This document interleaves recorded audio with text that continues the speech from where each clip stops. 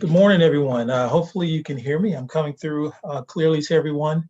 First of all, I want to say good morning and excited to be here and excited to have you all with us this morning to engage in a really important discussion around education equity. Education equity is, in the best of times, is a challenging task for schools across our nation, and particularly now in light of what we're experiencing. So excited to lead today's session, moderate today's session with some really important and esteemed panelists. Before we get started, I wanted to just share a few logistics as well and how we'll use the hour. Again, after brief introductions, I'll share some information just to get us sort of framed around this idea of education equity, where we are, particularly in light of the past summer we've experienced and started this new school year. We'll spend some time then, after 5 minutes or so, diving right into introducing our panelists so that we can dive right into our discussion. Our discussion will take the bulk of our time today. We'll take about 35 to 40 minutes. We really want to dedicate time to that. And hear from our panelists around this topic. Also during that time, while we have some driving questions, we want to be sure to field questions from participants. We know that this is a topic that resonates with many, and we want to get your questions in real time. So feel free to use the chat pod. We'll make certain we incorporate those. Also at the end, there will be opportunity for questions as well. And then based on our discussion today, which I'm sure will be a rich discussion around this topic, we'll wrap up with some closing remarks that hopefully can frame a call to action of sorts for us based on what we've heard and how we in our respective work can continue this important work of education equity forward. So without further ado, I want to share, hopefully everybody can see the PowerPoint on the screen. But just by a quick way of reintroduction, my name is Darren Reed. I'm excited to serve as the moderator for today's panel. Also excited to have, 28 years this year in the field of education, both in the public and private sector. That work spanned from being a teacher in the East End of Newport News, where I was fortunate to do some really amazing work with a great program called an Achievable Dream Academy. Really, the entire construct of the program was to address equity issues for students. I also served as a principal in various districts across Virginia, multiple districts from Newport News to Alexandria City. And then I've had the fortunate opportunity to experience both public sector and the private sector relative to education reform and education equity. I serve now as Senior Vice President of School Management at K-12, the largest online provider of online education in the K-12 space. We have a host of schools online and blended across the nation. And I also had a chance to serve as the executive director for New Leaders for New Schools over their Aspiring Principals program. And the whole idea of that program was to produce transformational leaders to lead work around equity in underserved communities around our country. So as I think about, me relative to this space, I'm very much connected and passionate about this topic. Through all of those experiences, education equity, and even in our online space, particularly now, we're trying to figure out how do we meet the needs of our students, remove barriers where possible, so that all students in school communities can achieve their potential. And so that's a theme that's been throughout my career. And, as I think about the last few months, particularly as the entire nation has moved to online education, I think this is, I recently ran some conversation with folks and how this is the first time in an unprecedented time in where, nearly every student in the country has some experience with online education due to the global pandemic. And as we've seen this unprecedented move to online education, there's certainly things that we're excited about as K-12 in our organization to take what we've learned over the past few decades and strengthen our service in this model of education, but also partner with districts and help inform this. This is used to be that thing over there in terms of virtual education, but now it's such a part of our lexicon. And I think when we resume some sense of normalcy across the country, I think online learning will still be a staple of whatever that will look like. But as being the virtual learning leader, some of the things that we've seen, is obviously to increase this access to online schools. we've seen states where we have virtual schools increase their enrollment caps to allow for more students to participate through changes in legislation. A lot of that work has happened over the spring and summer. We've also partnered with various school districts across the nation to help them make this leap and transition into online education for the fall. As we know, there was an abrupt stop in last spring. Even my own kids, who were students in Virginia, Prince William County, and Virginia Commonwealth University, came home for spring break and just never went back. And so districts had to quickly find out. But a lot of districts have since spent a lot of time preparing for the fall and to prepare for this new reality. Just quickly, we've also seen various studies that have come out, one of which showed how that experience that students had in brick and mortar virtual versus traditional virtual schools. That was really insightful to really see that there is some level of expertise for those who've been doing this for a while, and how districts can benefit. At K-12, we've also focused on career readiness education, even prior to the pandemic, but really looking at reimagining education, reimagining what success looks like. And there's a resurgence, as we'll talk a little later, about career readiness education. And lastly, at K-12, we've been, really hit the ground running with a sort of our own We Stand Together call to action, where our CEO, Nate Davis, has earmarked over $10 million for underserved students to receive free tuition to some K-12 private schools where we don't have free tuition in their state. So a lot has been happening, but as we know, as we've sort of leveled in the playing field relative to access to online education, there are lots of implications for possible continued gaps. Yep. Sorry, here is my screen. So just wanted to take another minute quickly to frame, this idea of create a shared understanding around this idea of equality and equity. Access to quality education is directly correlated to an improved quality of life. There's tons of exit research that supports that. And as such, schools must figure out various ways to remove any barriers that exist. And over time, there's been evolution from this idea of equality to equity in education. If you think about it, 60 years ago, this year, the population in America's schools was roughly 85% white students. And as we know, that demographic has just continued to change, and it's forced schools and districts over the years to reimagine, equity and what does each student in each school community need.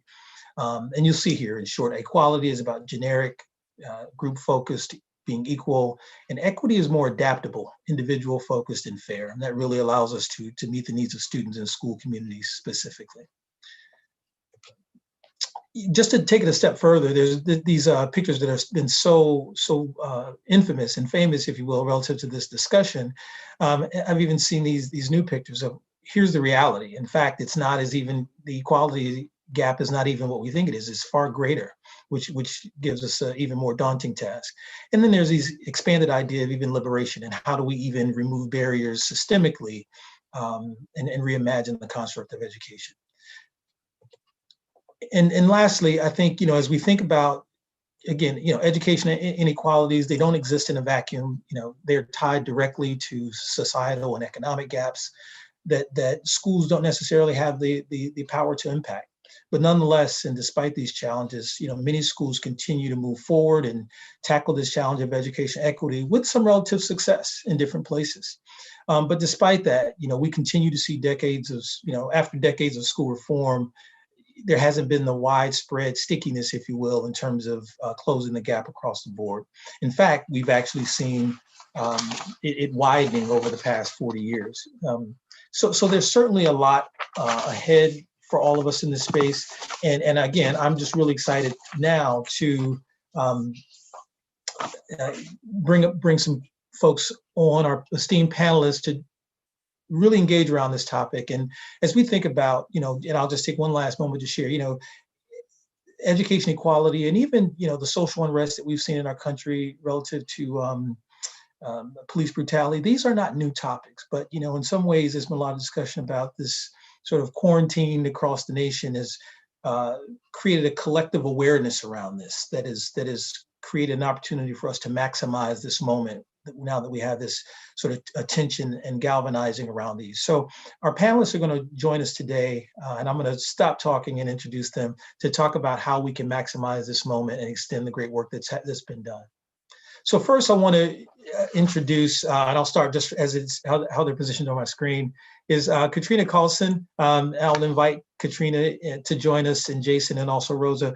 But Katrina Carlson is vice chair currently of the Albemarle County School Board. She's also assistant city attorney for the city of Charlottesville and also a former teacher. So welcome, Katrina. We also have Jason Camrus with us, who's the current superintendent of Richmond Public Schools. He's previously held various leadership roles in Washington, D.C. public schools, where he was also recognized as National Teacher of the Year for his work as a middle school teacher. Welcome, Jason. Excited to have you with us. And then also we have Rosa Atkins, who's currently the superintendent of Charlottesville City Schools and has been there since 2006. Rosa has also been recognized as Superintendent of the Year by Virginia Association of School Superintendents. Again, I think we have the right folks to talk about this very important topic. And without further ado, I really want to jump right in. Well, first, let me take a moment to give Katrina and Jason and Rosa just to reintroduce yourselves briefly to our panel, to our participants. We'll start with you, Katrina. Be first. I think you did a great job. I ran for school board with equity as my platform. It's something I've been focused on in my work, and I'm really excited to be a part of this panel and to field questions and be able to talk about this important work. Thank you, Katrina. Jason? Thank you so much. Great introduction. Yeah, you know, I'm superintendent in the former capital of the Confederacy, so equity is a really critical issue for the city of Richmond, something that we certainly talk a lot about and we're trying to do more about as well. Welcome, Jason. And Rosa. And Darren, thank you so much. Thanks for that introduction. It's a pleasure to be here with my colleagues. Superintendent in Charlottesville, been here since 2006, of course, and it's been a pleasure. We've had our ups, our downs, our in-betweens. However, we have an amazing staff, amazing people who work in the city, and it's just a pleasure to serve the Charlottesville community in this role as superintendent. Yeah, again, welcome to all of you. And the exciting part is that all of you have this classroom experience, which is, as you'll know, that's sort of the pulse, I like to say, that runs through us all. We never forget that and what the student experience is like. So diving right in, and first question I'll ask is, as we focus on maximizing this moment, I think it's really important to note the impactful work that's already underway that's moving the needle on education equity. And what I'd like to hear from each of you is, what are some of the specific initiatives or strategies that you all have implemented in your respective districts and organizations around this topic? I know we touched on a little bit, but let's start with you, Rosa. What are some things that you've done to really impact it? Darren, that's such an important question. And first of all, I'm going to reframe it a little bit and talk about what have we done in Charlottesville City, because the work of equity can never be accomplished by any individual. And so in our strategic plan, if you go to our website, you'll see that we have a strategic plan that has 4 points in it. And all of those points lead to equity. All of those initiatives are pointing at equity. We have initiatives around policy.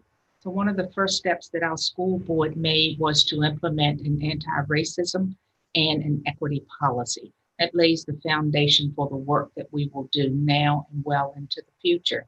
And then we start working on the culture in our school division. And how do you change the culture except by education?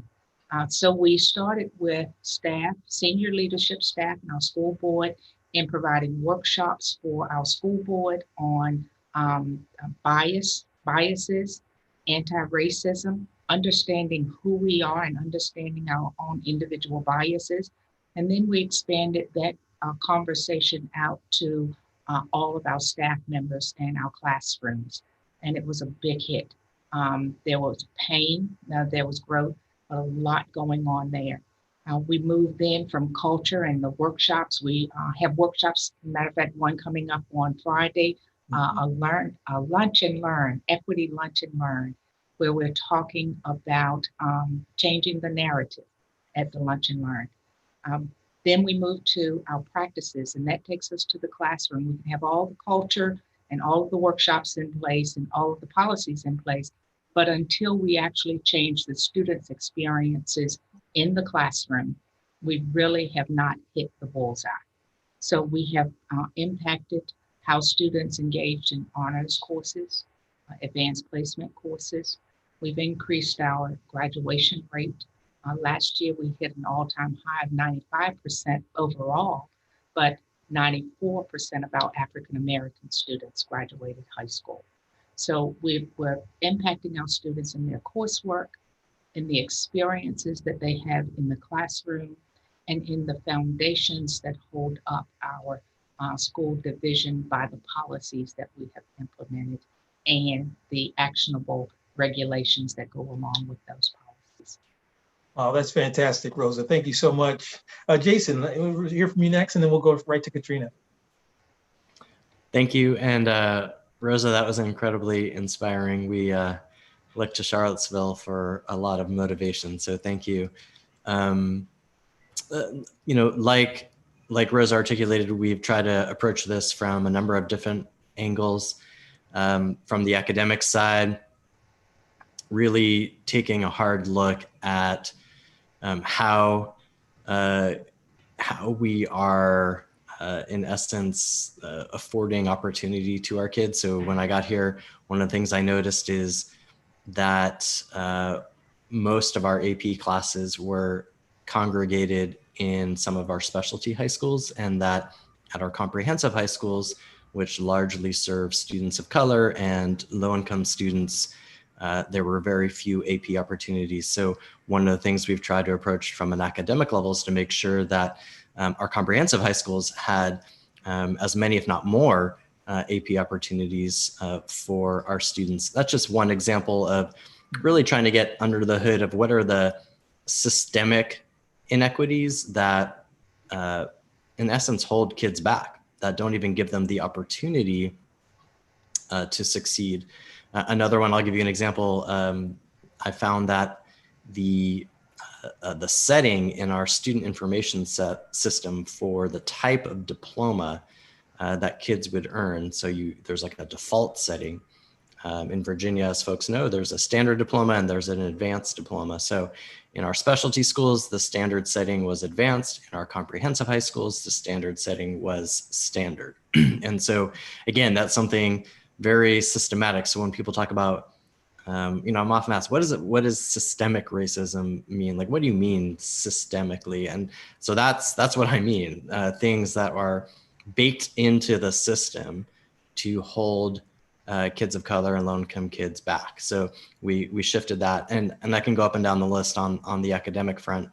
On the talent front, like Superintendent Atkins noted, we are in the midst of doing anti-bias training with our leaders, which will then make its way down to everybody throughout the system. We're also, though we have a very diverse teaching population, we want to make sure that we have more male teachers of color. And so we've launched an initiative, which actually is being led by our recent National Teacher of the Year, Rodney Robinson. So we're very excited to have him leading that work. On the school culture front, we've done a lot to disrupt the school to prison pipeline. We still have much, much more to do, but have made a really big push on restorative practices in our schools this year. As part of that process, even though we are virtual, we have launched community circles in every classroom and every school across the city, informed by restorative practices to help build culture, build connections, which we know leads to better outcomes for kids. Lots more on the culture front. Shifting to our family and community engagement. a number of things we've done on that front. Some are symbolic, but important. We a couple of years ago renamed Jeb Stuart Elementary to Barack Obama Elementary. We're in the process of changing any other remaining Confederate named schools here. But I think even more importantly than those symbols, really shifting how we connect with the community. We've established in essence, a community hub system where we have staff, full-time staff who work in the community, so not even in schools. And their whole job is to make connections with families who are most marginalized in our community. And that really speaks to how we're trying to shift equity, not just from the school perspective, but also from the society perspective. We've even gotten into housing support, obviously food support, employment support. So we do see our mission as more than reading and writing, but actually changing some of the societal conditions, which we know lead to inequity. And then last, I'll just say on the operations front, we've also tried to begin to tackle this, looking at even setting goals for minority business participation in our contracts and things of that nature. We really feel that this is something equity needs to live in every part of the organization. So we're trying to look under the hood everywhere and see where are these systematic disadvantages that still exist and how do we disrupt them. Yeah, I appreciate that. I'm hearing a theme throughout the responses. I'll reserve that and I'll hear from you, Katrina. Thank you. Thank you, Jason. Yeah, it's been really great to hear Rosa and Jason talk about what they're doing, because we're doing a lot of the same things in the county, working on diversifying our teaching staff, doing training with school board members, top-down leadership. I have a PD session tomorrow to go over Courageous Conversations, a book about promoting equity in our schools. I guess from a school board member perspective, to add on, something that's been big for us is just ownership of the problem. And so some of the things that I'm most proud of are the fact that we have an equity dashboard where we put right front and center for the whole community to see these are the issues that we're facing. Only 2% of our minority students are identified as gifted, but they're overrepresented in special education. And everyone in the community can see that and know that this is a problem we need to work on.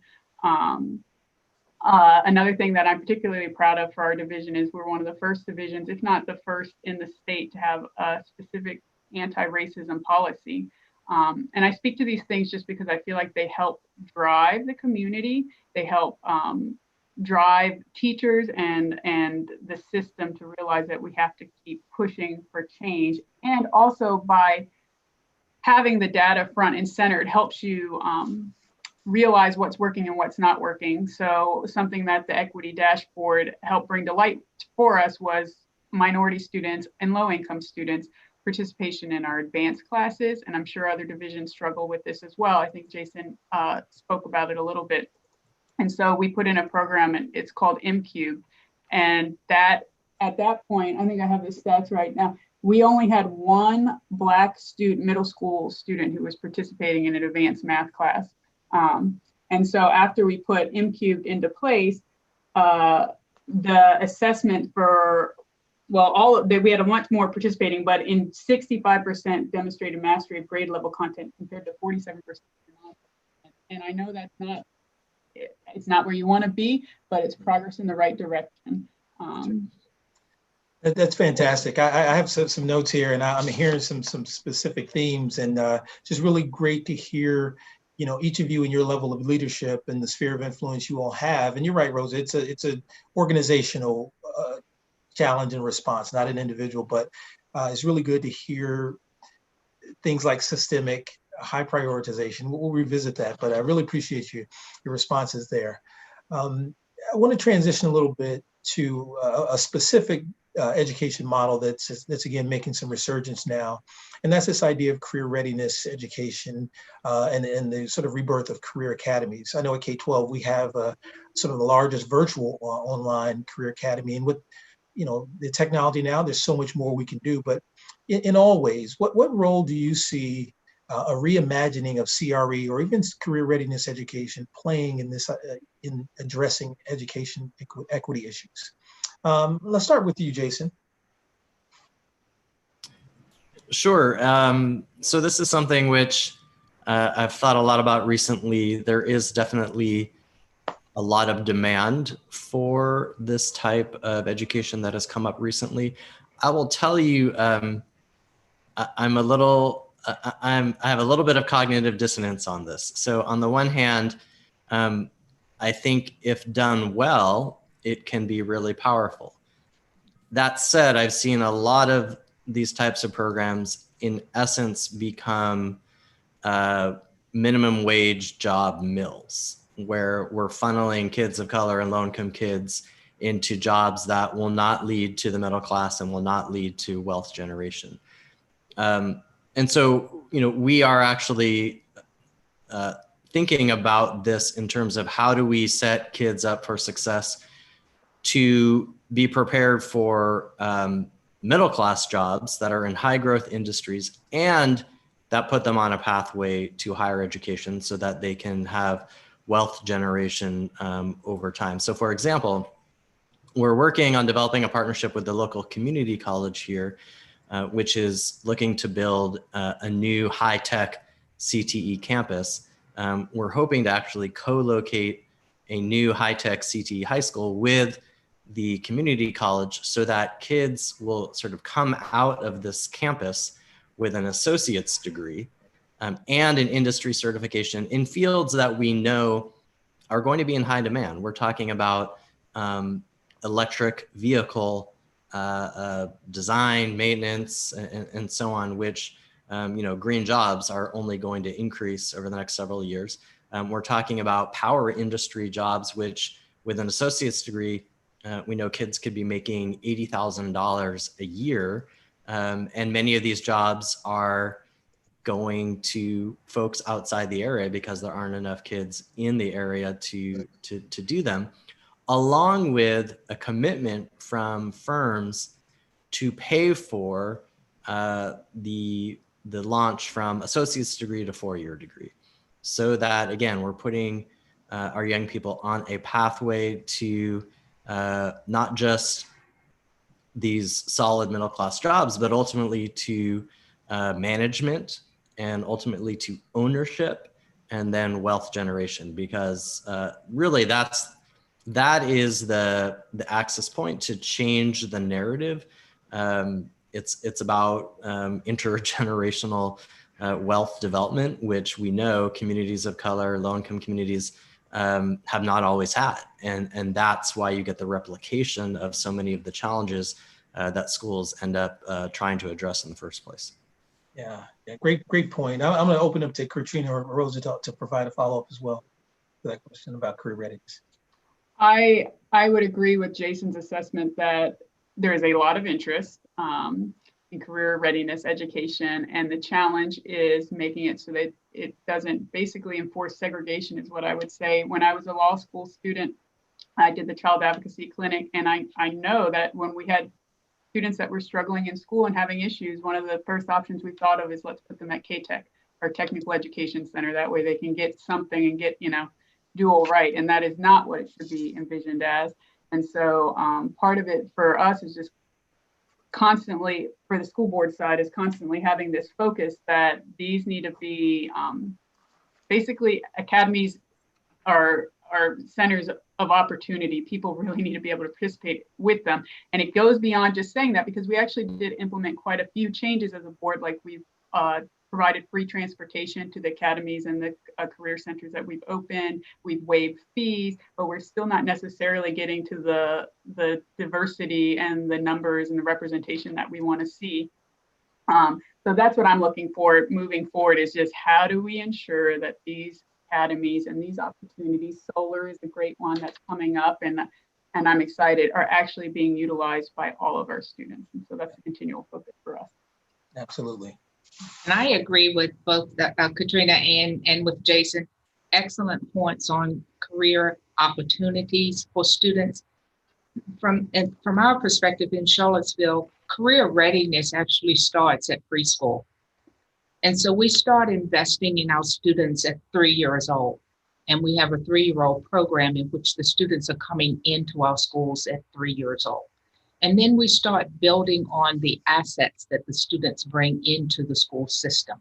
Because in order to move our students who are coming in from poverty to opportunities outside of poverty, we must change the narrative that they've been hearing for a very long time.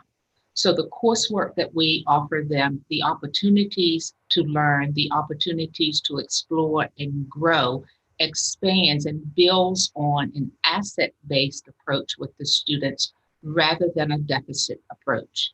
I agree that sometimes with career and technical education, which can be synonymous with the career readiness, that tends to segregate our students. We have found that in our high school, the more rigor we engage our students in, be it good or bad, the less interested they are in, or the less often they choose to be a part of a career and technical education program. Now, that may be telling us two things, that the rigor is what they're craving and they need in order to stay engaged. But it may also be telling us that we don't have the right career and technical education opportunities that really are the students, that engage the students and grab their attention. So we need to give more attention to what they are and how do they align with the interest of the students. Yeah. The foundation is that we have to start building the confidence, the aspiration in our students to know that all opportunities are available to them. They can get a certification coming out of school and be ready to move into the job market, or we prepare them also to be able to go into a 2 or 4 year institution or some other post-secondary education. So yeah, all of those opportunities should be available, and we should be focused keenly on preparing each and every student to engage in that kind of work when they leave our high schools. Man, this is such I think we could even have a separate full hour on this topic alone. You guys are, it's really great to hear you safeguard this idea of not replicating sort of the caste systems, if you will, of the past relative to CTE and career readiness. I just think it's exciting to hear. And I think you Rosie, you hit on it, be mindful of if we do it, there should be certain elements to it that, and to your point, Jason, that still leads to sort of generational wealth and growth. And what comes to mind is this idea of new collar jobs that we've heard a lot about, and sort of how we all are evolving to realize that there are careers that exist now. It used to be there are going to be careers that our kids don't even know exist yet. They actually exist now that we don't even know are available. And industries are finding it difficult to fill those positions. And a lot of those are new collar jobs focus on things like cloud computing and cyber analysts, things that really drive our world. But as we, to your point, reimagine this area, we must include meaningful opportunities that don't replicate failure. So I really appreciate that. I'm going to sort of divert now from my questions. I'm so glad, I think we have Stephen Plaxton that added a question in the chat pod. And just a reminder, folks, we have a little bit of time left. Please feel free to add more questions in the chat pod. Question is for our panelists, so it's the first time we're all hearing this. So how hard is it to get funds allocated in a school division for career academies? I wonder if career programs are line items, or to fund them, do you have to take away funds from other regular school programs? Love your thoughts on that. Thank you, Stephen. And we'll popcorn. We'll let you guys. And I'll start. So I need to think about what the question is intending to ask, because all of our funds are allocated and then we distribute them amongst our students and we create the programs. We fund those programs that we have with that allocation. So do we get specific funds for career and technical education? Yes, we get the Carl Perkins funds for that. It used to be much larger, much deeper amount of funds, very, very shallow funding now. However, I in most school division budgets, I'm sure in Jason's budget, there are funds that are set aside in order to make sure that we have certain opportunities where career and technical education is concerned. Masonry, the building trades, plumbing, those are standards and could lead to incredible incomes and career pathways for our students. In order to create new pathways, we then have to go about either writing grant funding or realigning how we allocate our funds in order to create those new pathways. We're not starting to get any additional funds from the state or from the federal government. So realignment has to come into play. And that's what we're dealing with in Charlottesville, having to realign our budget and our funding and the direction of our funding in order to capture those new and those more applicable career pathways for our students now. Thank you, Rosa. And Jason and Katrina, if you want to add or follow any follow-ups. Yeah. Well, thank you again, Stephen. And again, please add any questions. We have about 20 minutes or so, just over 20 minutes. We'll transition now to, again, what we're doing now. You know, we were face-to-face if this was in last spring, and now we're on Zoom. Zoom has become, you know, a noun, a verb, everything in our society. Everybody knows what it is, and we're Zooming today. And as we think about that, so are our young people, and particularly around their educational experience. So with online learning becoming such a natural part of, you know, our new normal, districts are moving more and more to online learning. Some are stopping and deciding they should continue. But really want to hear from you all about what are some of the possible pros and cons that districts need to be mindful of to ensure that, you know, we don't see this equity gap widen unintentionally. You know, and I'll just add one thing, you know, as we think about equality, if you will, everybody now, you know, has access or can have laptops, but is bandwidth the same? Are home resources the same? You know, that might make the experience, you know, not equal for students in our schools. So just want to hear your thoughts about pros and cons. And Rosa, maybe we'll start with you. Sorry to we'll just. So one of the issues that we have been brought so clearly before us is that our access in online learning, access for students is not equal. That's whether you're in a cosmopolitan city like Jason and I are, or you're in a rural setting as Katrina is. The access is just not equal. It's not equitable. However, what we are finding quickly is even when we provide tools to help level the playing field for access as a school system, it's still very difficult for us to make that equitable because there's some infrastructure areas that don't come to the surface immediately where access is concerned that are foundational issues with students accessing the internet.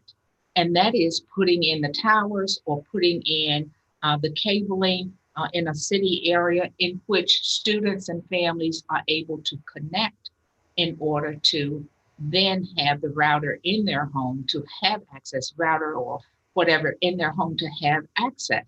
That's the major issue here with online learning. And we're making online learning as good as we can, but online learning still has some obvious weaknesses. And those weaknesses involve that social interaction, being able to have the social emotional connection that students thrive on, that they need in order to develop naturally and to develop those relational skills that they need in order to be successful in life.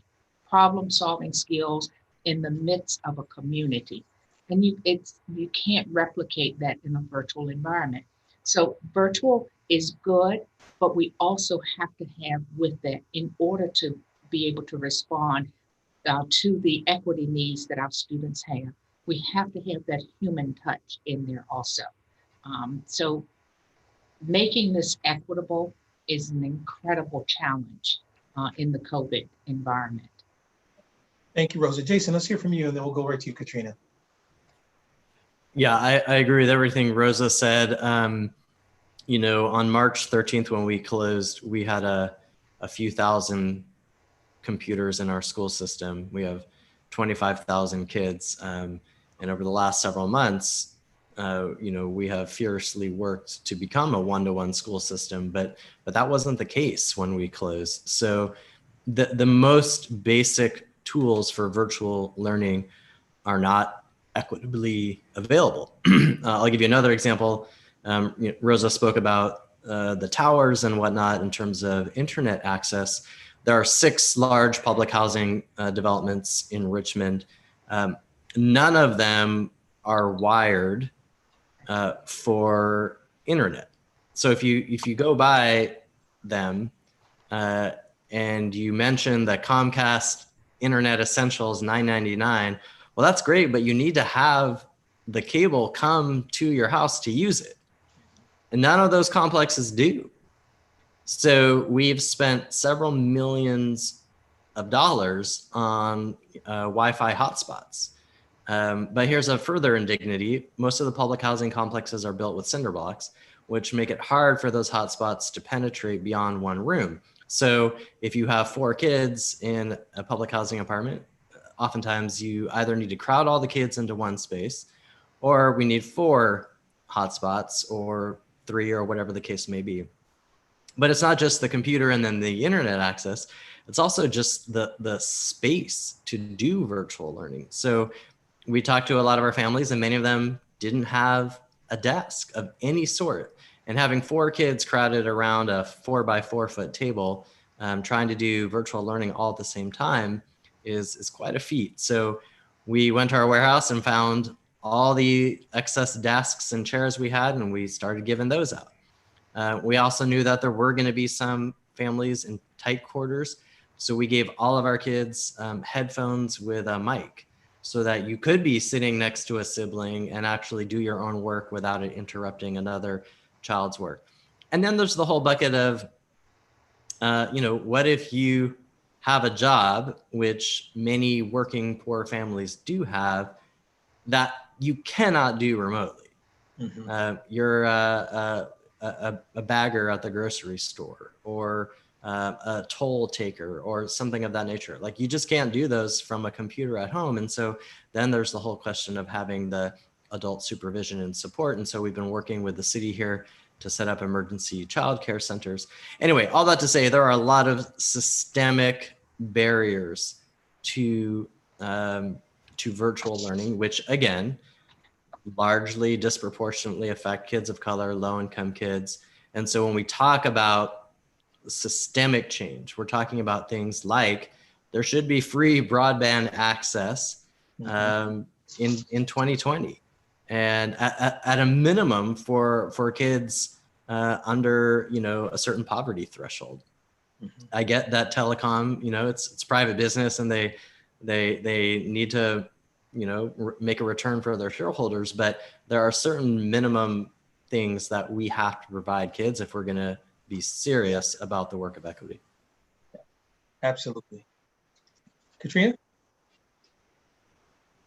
Yeah, this is something, if there is something that keeps me up at night, it's the worry about what's happening to our students in this new forced virtual environment. I think virtual can be done very well if it's done intentionally and with student choice in mind, but right now everyone's having to do virtual whether they want to or not. There was a study out of Stanford a few years ago that was mentioned how achievement gaps are particularly pronounced around university towns, with Charlottesville and Albemarle being called out as one of the worst in the nation. New Haven up at Yale, where I went to school and first got interested in education, is also up there on the list. And they posited that the reason might be because these parents, these highly educated parents, it's almost there's a word for this, where you pool your resources, where you do the most that you can for your child. And you can't tell parents not to do the most that they can for their child. You can. Every parent is going to do what's right for their child. And the problem with virtual is what that looks like in numbers is the massive exodus of our kindergarteners going to private school. It's parents paying for tutors to help their kids through the virtual learning environment. It even boils down to just if you have community supports. It's forming pods, it's forming teams within your neighborhoods, and I worry about the long-term ramifications of that. And it's not even necessarily along income lines. I'm a working mom. I do have the social support of a pod of parents that we switch childcare so that I can work. But I don't have a job that I can stay at home. I don't, it's not a flexible environment. And I also, what I do at my job is work with kids who are in foster care, and those kids, it's difficult. And it keeps me up thinking how we can address this. And my solution is I don't have a solution. No, my solution is to allow families to make the choice that's right for them, which is why as a board member, I am for our lowest or most, the students that cannot read, that cannot work as effectively virtually as independently, are pre-K through third grade students, bring them back into the classroom as safely and as quickly as we can. Is what I'm advocating for. On the optimistic side, because Darren, I know that you're a virtual learning proponent, and it can be great. The optimistic side is it is giving a lot of students choice. There's students that have struggled with bullying, that have anxiety around going to school, and there are kids that are thriving in the virtual environment. And so that's great. I'm hoping moving forward, when we return to normal, which I am hopeful will happen at some point, we can really use this as a growth opportunity and realize that virtual can solve a lot of our problems, budgetary problems, overcapacity problems.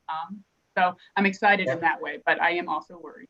Yeah, no, obviously to your point, Katrina, thanks for the softball pitch, right? This is something near and dear to me. And just again, when I came to K-12 in 2008, they were specifically looking for educators to inform how to serve these changing demographics within this new online model of education. So that excited me with great fear, for all the reasons that you all discussed. I do think as our young people become digital natives, we as school institutions and thinking systemically have to adapt and adjust to be able to accommodate this new kind of learning. But without a doubt, I think all of you touched on this human aspect of it. And educating the whole child, and how schools, particularly relative to equity, help. In my classroom, elementary student, I treated it like, my kids, and my classroom was another room in our house. And, we recreate an experience for them. And I even looped with kids for 4 years. So, that becomes a fan. How do you do that in an online space? And I know we're doing a lot at K-12, which I want to touch on, but that's key. And then I think, lastly, this idea of what the home environment looks like. And as we know, I think go back to Ruby Payne from the 90s, and listening to her talk about how education in America is rooted in the middle class. And if we're not careful, we assume everybody brings those values and resources to school. And that's just not the case. And I think if we're not careful, we can see the same thing in online. So I really appreciate your responses there. I know we're winding down. We had another question. I think maybe will be our last, depending on how we follow up here. But from the chat pod, we had a question about your equity work, and specifically for all of you, maybe to chime in, can you discuss any higher ed and or corporate partnerships you may have as you engage in your equity work with your districts, whether it's through strategic planning processes, systems, financial resources, or any other partnerships to help you drive your education equity initiatives? And I'll leave it open for you guys to jump in. Obviously Rosa should go first, since she likes to be put on the spot. I'm joking, Rosa. I think I may have helped with that today. I can jump. That's a great question, because honestly, I think we could do more work in that field. I know that recently we've been really pushing on the county PPPs, private-public partnerships. They really help from a budgetary standpoint. One that I'm happy to point to is Boys and Girls Club has solved a lot of the issues that we have around providing high-quality aftercare. Rosa probably can speak better about pre-K access. I know there's some partnerships happening in pre-K to provide early educational opportunities. And then back to the CTE question, CRE, what I'd love to see is an expansion of partnerships. And Jason mentioned that maybe Richmond has more, but in our county, finding partnerships with businesses to really provide that mentorship and guidance to get them into careers. But would love to see more of them. Absolutely. Jason, and UVA is great too.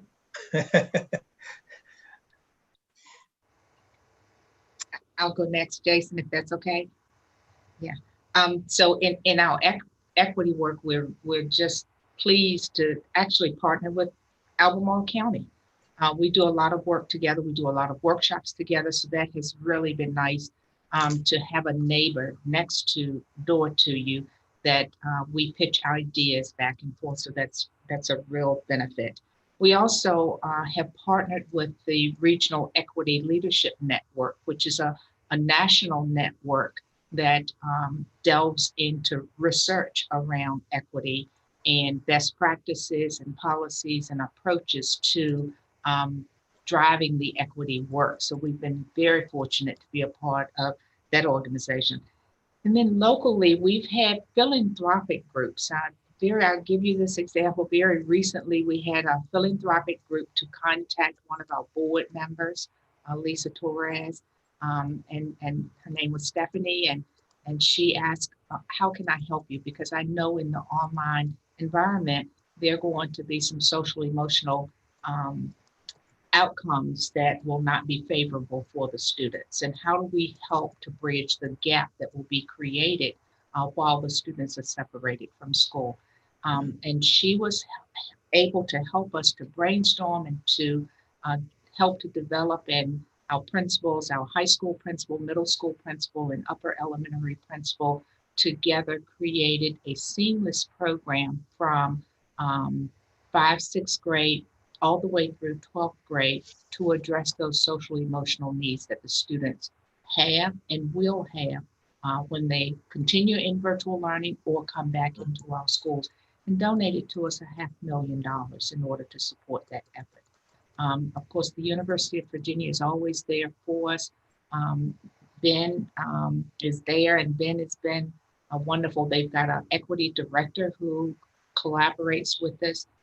Dr. Williams collaborates with us. So there are a whole host of departments and individuals at the university who are with us, helping to guide us, our thought partners as we go along, our strategic planners as we're going along. Denise Johnson is our equity facilitator, and she has done a remarkable job in making sure that we stay connected to local, state, and national organizations as we continue with the equity work. Well, I love UVA, but I got to give some shout outs to Virginia Union, historically Black college here in Richmond, to VCU, which is a huge partner, University of Richmond, J. Sargent Reynolds, which is one of the community colleges that we're working on that CTE program that I mentioned earlier.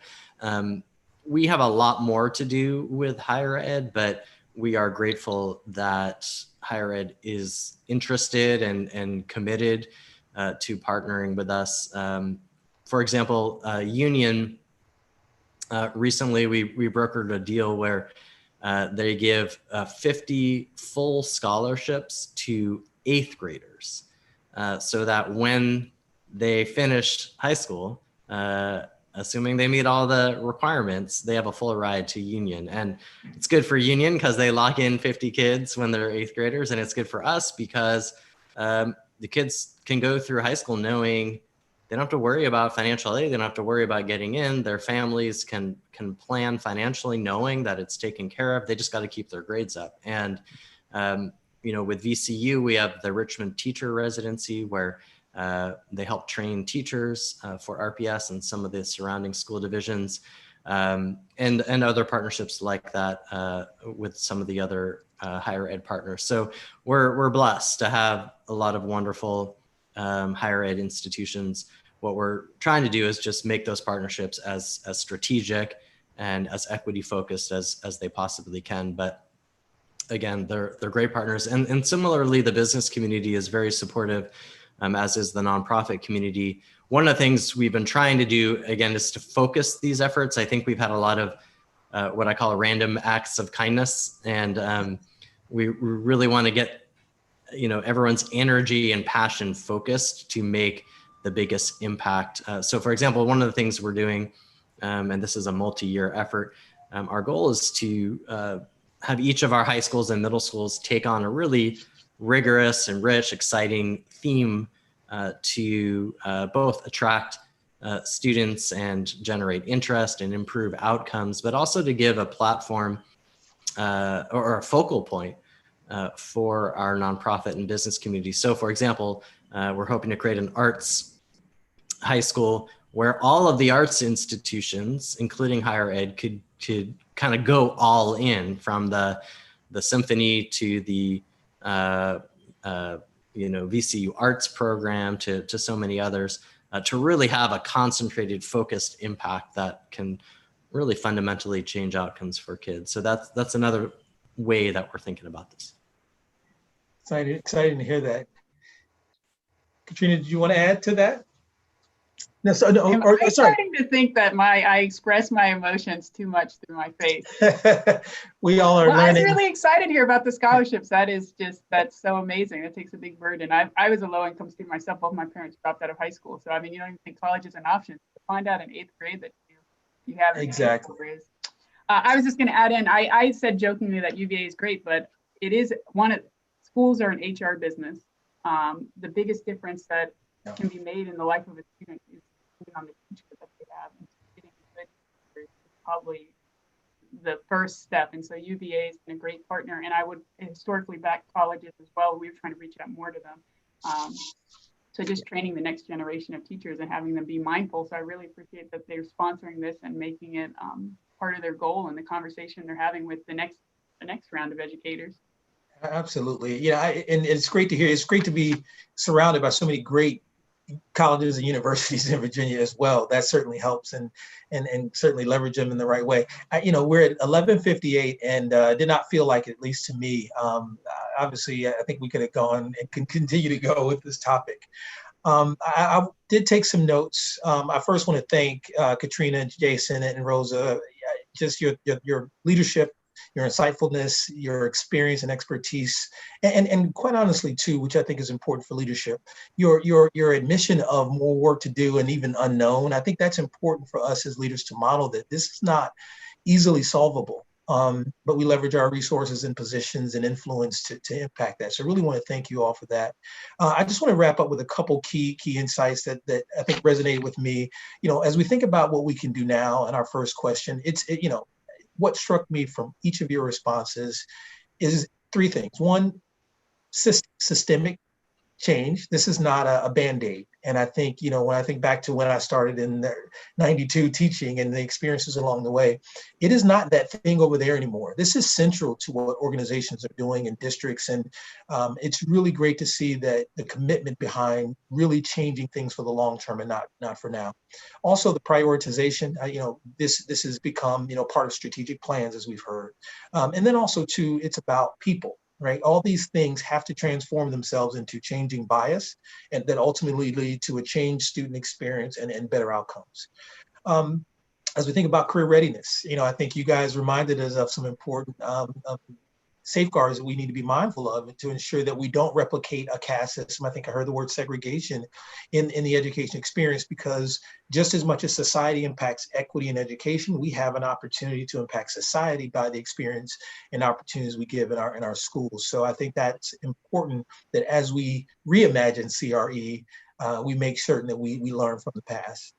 And then lastly, I think as districts continue to, my own son's district, Prince William County, we're going to start back up in a couple of weeks, but now I think they are going to pause that. So I think everybody's feeling out our new normal, but as long as we are in online education, we have to make certain that, access is available to all. And how do we solve that rural challenge? And in some cases, the inner city. I'm from East Cleveland, Ohio, and metropolitan area. And I just learned recently that their bandwidth issues even there. So solving that is key. And then last two things is about the social human experience. We know that is central to education, no matter where you are.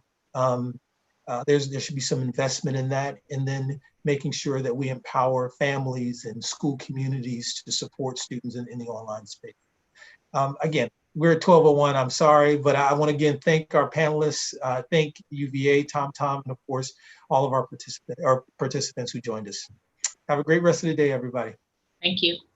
Thank you, everyone. And thank you, Darren, for your thoughtful leadership here today. And if folks need to run, feel free to do so. But Rosa, Jason, Katrina, we really appreciate you taking the time. This is such an important conversation, and we want to thank everyone who attended as well today.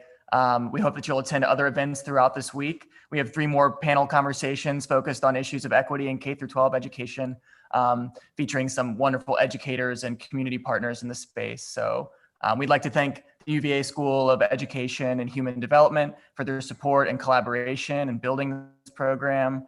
And we'd remind you that all Cities Rising events are pay what you can, thanks to the support of our sponsors as well as community members like you. So if you enjoyed today's program, we invite you to become a contributing member to the foundation. And with that, thank you again, and we'll see you soon. Thank you, Ben. Thanks all. Bye, everyone.